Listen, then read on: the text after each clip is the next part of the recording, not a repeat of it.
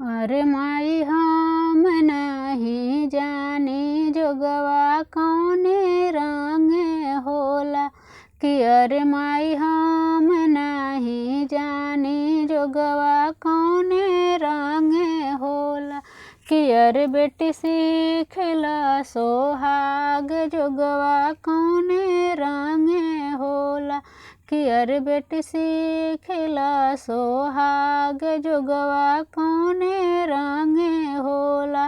लाल रंग होला जोगवा पियर रंग होला। लाल रंग होला जोगवा पियर रंग होला कि अरे बेटी सीखला सोहाग जोगवा कौने रंग होला कि अरे बेटी सीखला सोहाग जोगवा कौने रंग होला।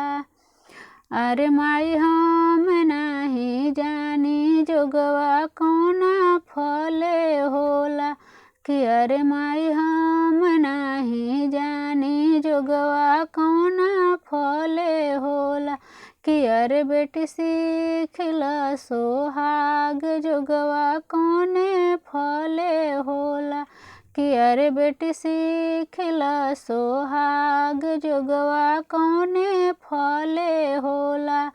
आम फल होला जोगवा अमरुदिया फल होला।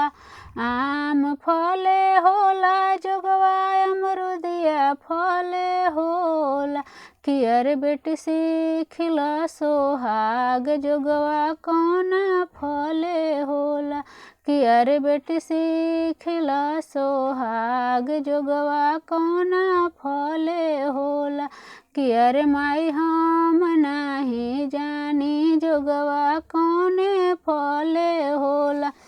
अरे माई हम नहीं जानी जोगवा कौने फूल होला।